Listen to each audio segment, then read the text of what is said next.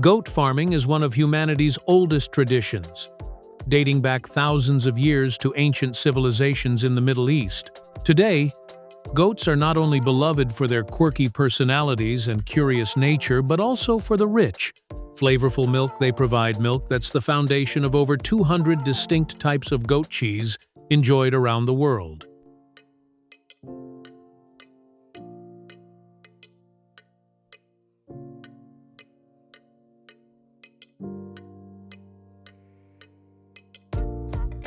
Unlike cows, goats flourish in small herds and enjoy a varied diet of grasses, herbs, and shrubs. This diverse diet directly influences the flavor of their milk, giving goat cheese its unique tang and character. Whether it's a soft, spreadable churr or a firm, aged wheel with a sharp bite, each variety reflects the land, the animal, and the craft behind it.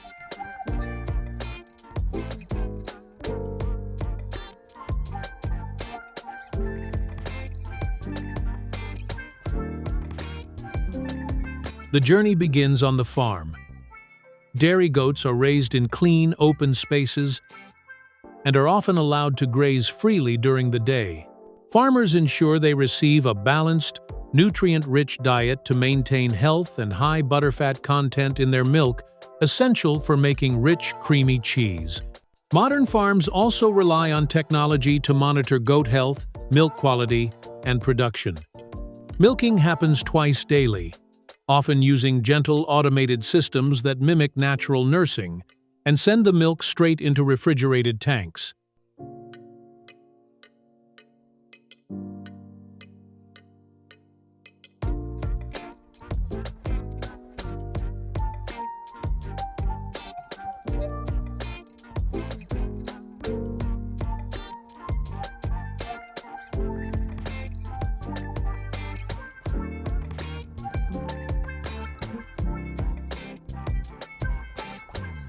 Once collected, the milk is transported in chilled tankers to the factory. There, it undergoes rigorous testing for fat content, acidity, and protein levels. Only the freshest, highest quality milk makes it into production.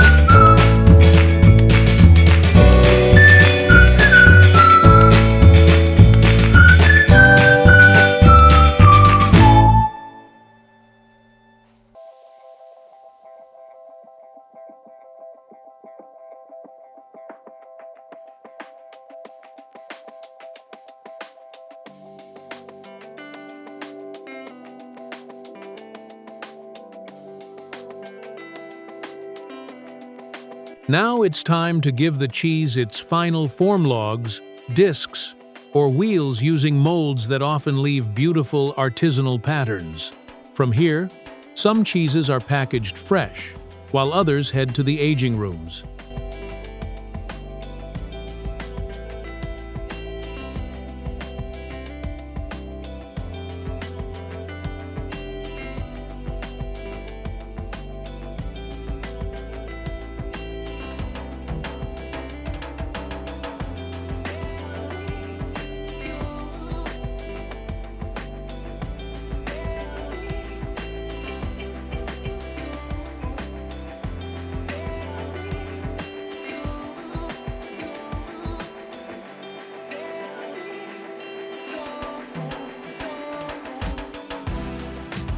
Aged goat cheeses develop deeper flavors and firmer textures over time. Stored in cool, humid rooms, the cheeses slowly lose moisture while beneficial molds and bacteria work their magic on the surface. Some are rolled in herbs or ash, while others develop a natural rind.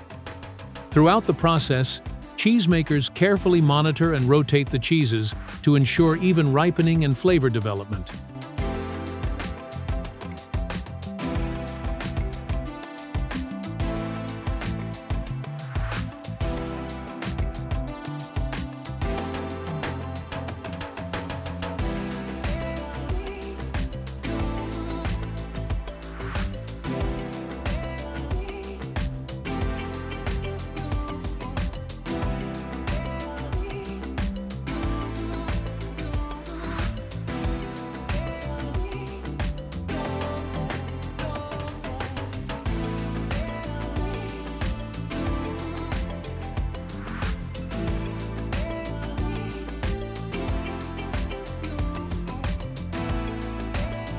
Finally, the cheeses are packaged sealed with care, labeled with origin and tasting notes, and sent out into the world.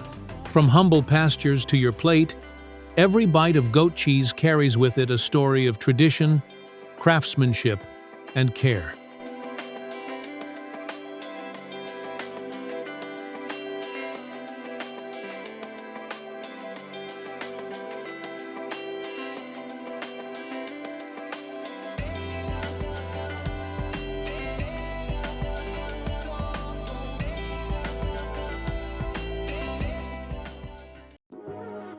Just hours before dawn, in the bitter cold of the northern seas, hairy crab boats shoot out to sea like bullets.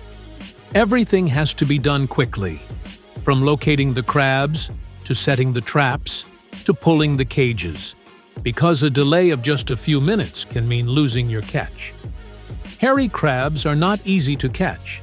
They are cunning, hiding deep, and only emerge when conditions are perfect. But if you succeed, the reward is a rare, fleshy, downy crab, a prized delicacy sought after across Asia.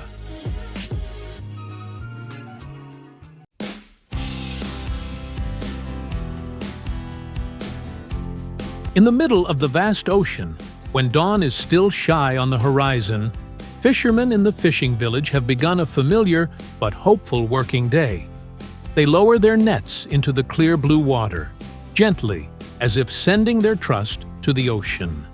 In each of those small cages, bait is skillfully placed to attract fat, hairy crabs, a precious delicacy of the ocean.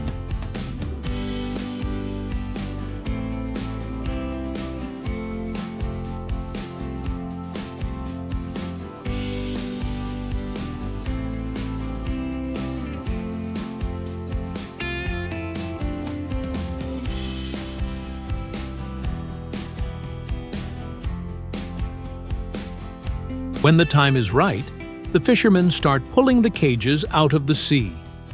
With their calloused hands, each cage laden with hairy crabs gradually appears in the dark blue water. The cages are cleverly designed with narrow funnel mouths, inside of which are placed fragrant baits such as small fish or fresh meat, attracting the hairy crabs to crawl in. Once inside, the crabs find it difficult to escape thanks to the cage's special structure.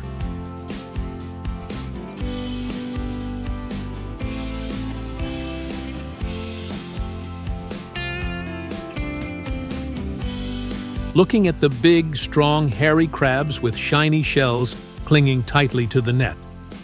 Fishermen understand that their efforts have been rewarded by the ocean with an abundant gift.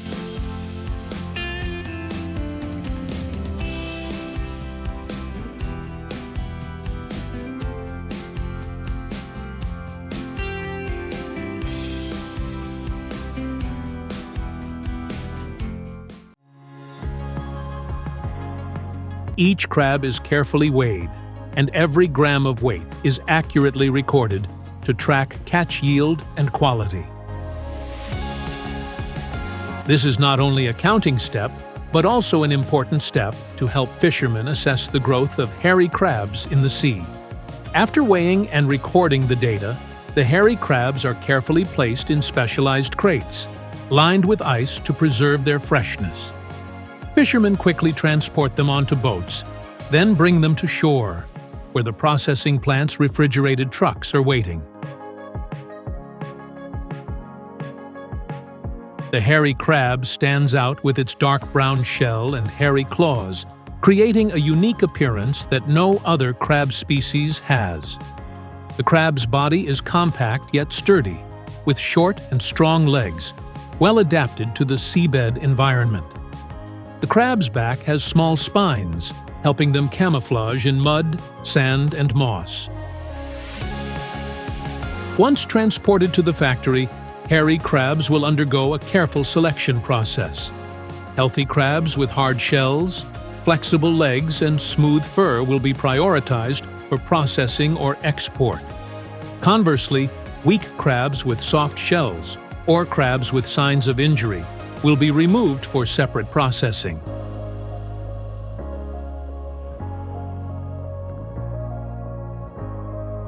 Tying rubber bands to hairy crab claws is an action to ensure safety and preservation during transportation and processing.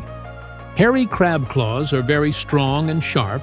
If left free, they can pinch each other or injure the handler.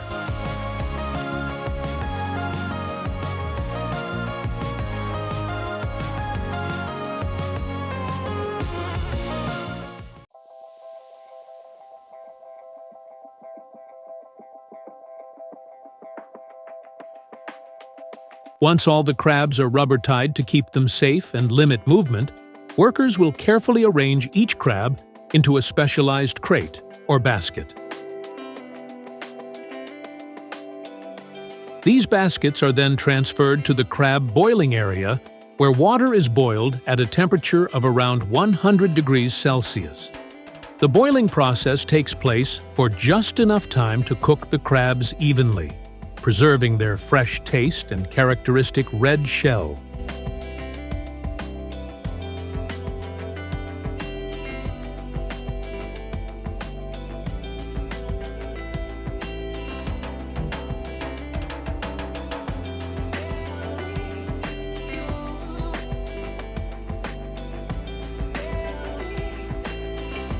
After boiling, the crabs are taken out and sprayed with clean water to remove foam from the shell. This step helps clean the crabs, preserving their color and quality before moving on to the next step. Workers use a soft brush to carefully scrub each hairy crab, focusing on the legs, claws, and fine hairs around the crab's shell to remove any remaining dirt after boiling. After scrubbing, the crabs are dipped in clean water to rinse, helping to completely wash away foam and impurities. Thanks to this process, the hairy crabs not only retain their freshness, but also meet hygiene requirements before being packaged and brought to market. Workers carefully pack the crabs to avoid breaking the claws, then vacuum them or wrap them tightly with cling film. The crab boxes are fully labeled and sent to cold storage, ready for distribution to the market. The remaining crabs are taken to separate the meat and the roe. Workers skillfully remove the shell, separating the fatty roe from the firm, fragrant meat inside. The crab roe and meat are then sorted, put into small boxes, and packaged separately according to hygiene standards. These boxes are vacuum sealed or refrigerated, ready for processing or export.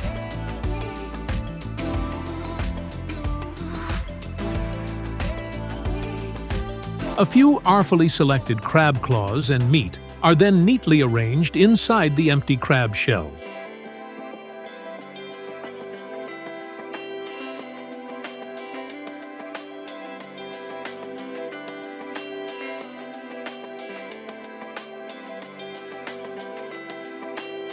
These fleshy crab shells continue to be carefully packaged, ensuring hygiene and high aesthetics, ready for consumption or display in high-end restaurants and supermarkets.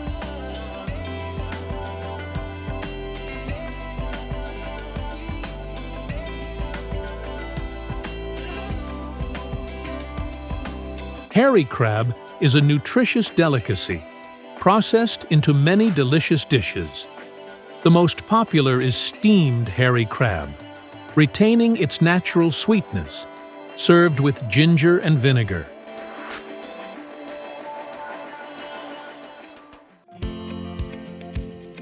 Hidden beneath the frigid waters of China's streams, the giant salamander lurks like a living fossil from the Jurassic era.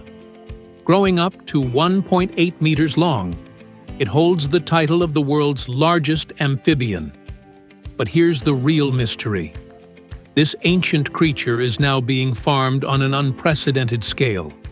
Could this be the key to its survival? Or is it an even greater threat to its future?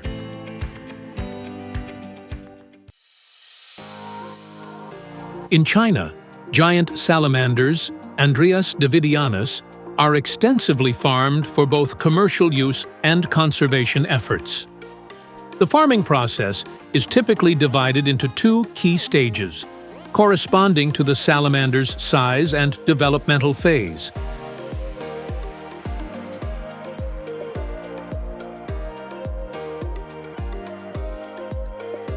Salamanders are usually kept separately according to size and age to ensure appropriate space and environment.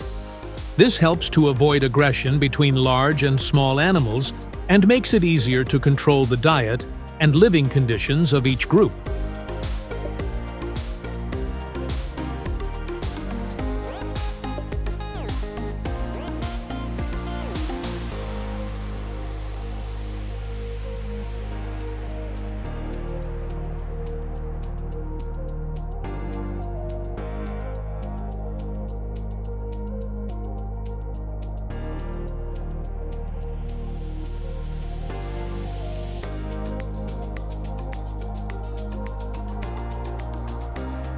Chinese salamander eggs are usually laid underwater in cool, moist environments, as they are a species that lives primarily in cold streams or lakes.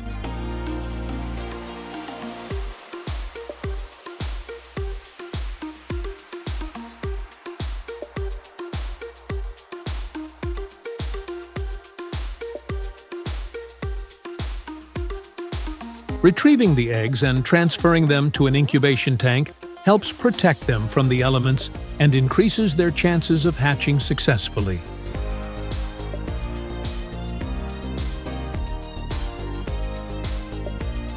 These bags help keep their habitat stable while minimizing exposure to outside factors that could affect the salamander's development.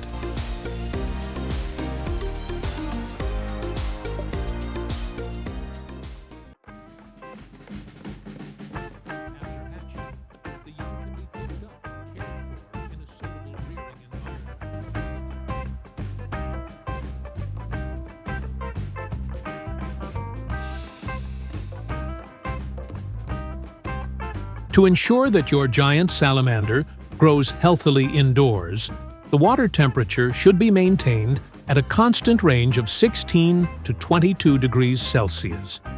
In addition, it is necessary to maintain a suitable oxygen level to facilitate the growth of this species.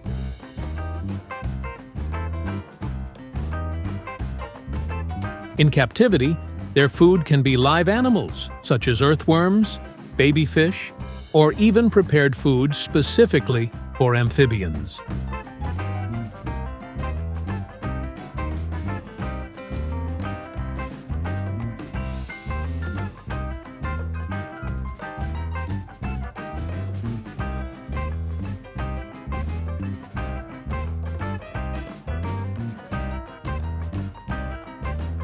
In the larval stage, 0 to 3 months old, it lives on yolk, then eats plankton, insect larvae, and small crustaceans.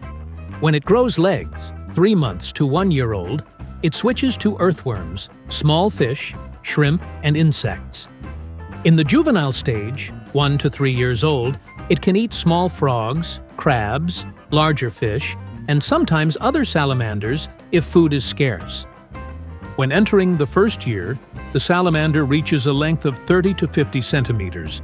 Its hunting ability improves significantly. At this time, they can be brought to an outdoor environment, such as an artificial lake or an outdoor cage for more comprehensive development.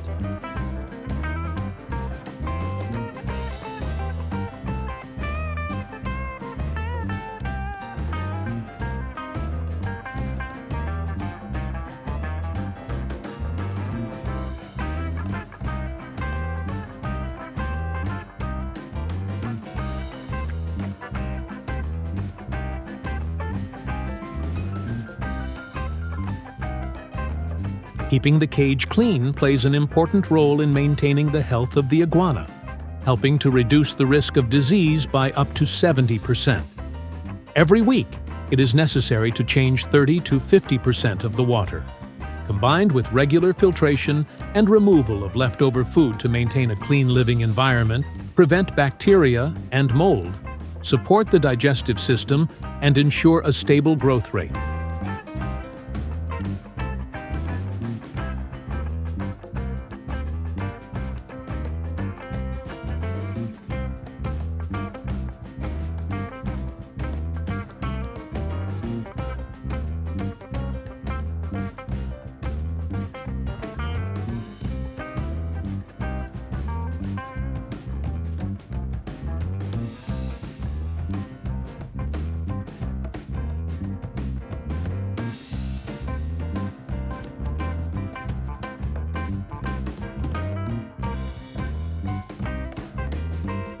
When the Chinese giant salamanders reach a standard size, they are harvested for restaurants, herbal markets, or conservation programs.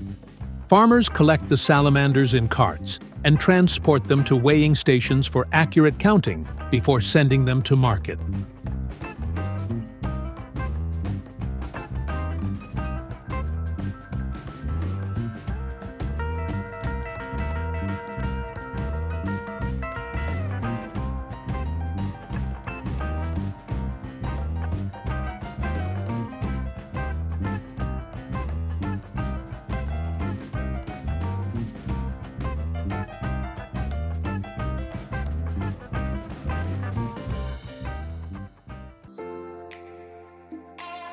In China, salamanders are considered a delicacy and are often prepared in dishes like herbal stew or soup.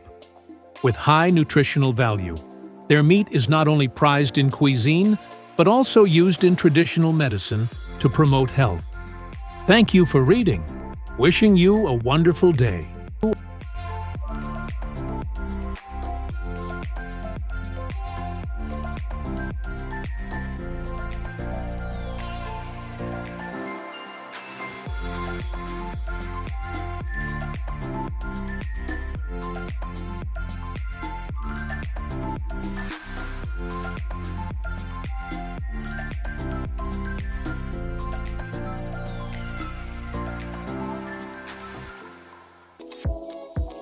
Koi fish are a popular ornamental species known for their vibrant colors, long lifespan, and deep symbolic meaning in feng shui, representing perseverance and prosperity. Originating from common carp, koi were selectively bred and developed most extensively in Japan, which is considered the birthplace of modern koi. In recent years, Taiwan has also emerged as a major player in koi farming, thanks to its large-scale production and advanced breeding techniques. So, what sets these two countries apart in the world of koi fish? Let's find out.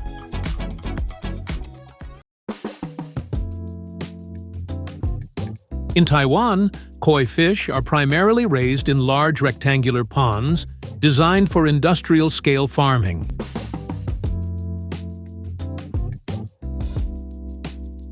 These ponds are typically constructed with concrete and have a depth ranging from 1 to 1.5 meters.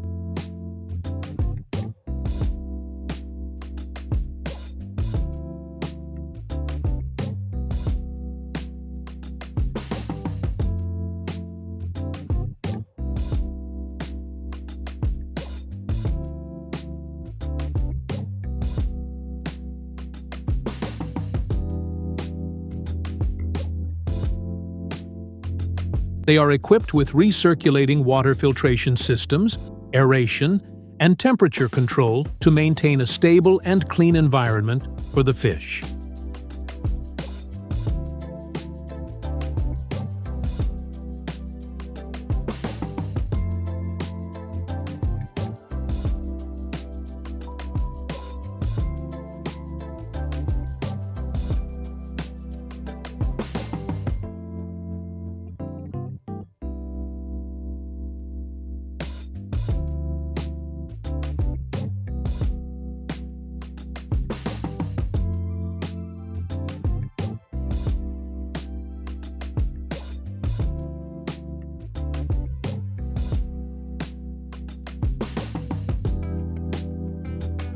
The stocking density usually ranges from 20 to 30 fish per cubic meter of water, depending on the size and developmental stage of the koi.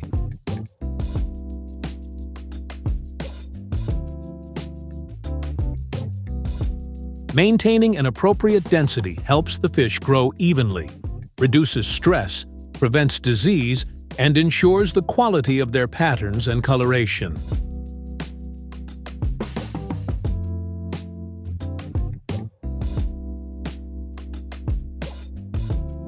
When koi fish reach marketable sizes, typically between 25 and 40 centimeters, depending on the breed and commercial purpose. Farmers use soft nets with large mesh openings to minimize scratches on the fish's sensitive skin, as even a small scratch can significantly reduce their market value.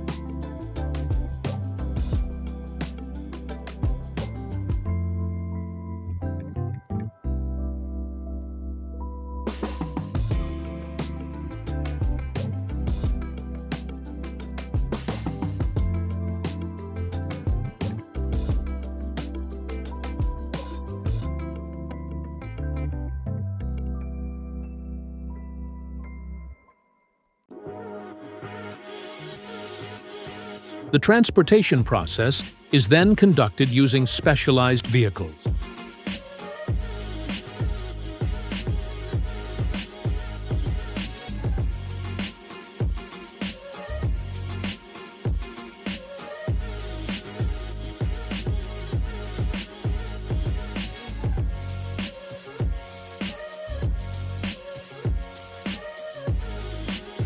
Upon arrival at the distribution center, the fish are carefully graded based on size, color, body shape, pattern symmetry, and color sharpness.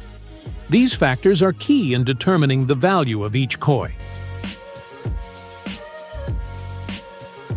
Although the tanks are still rectangular, there is a notable difference between raising koi fish in Taiwan and Japan.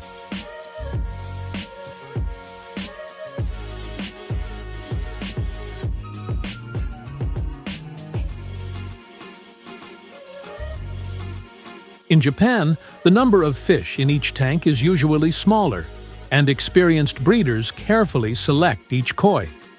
The koi here are not only kept for ornamental purposes, but are also nurtured to develop according to the unique standards of each enthusiast.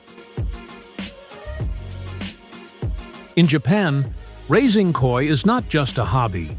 It is an art that requires meticulous care and patience in every step, from selecting the breed, to caring for them, and to their overall development.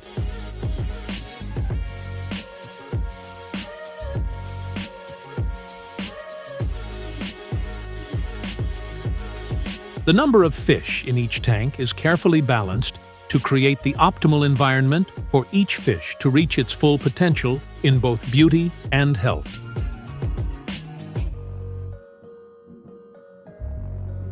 Japanese koi are famous for their wide variety of colors and patterns, which are evaluated and classified according to international standards.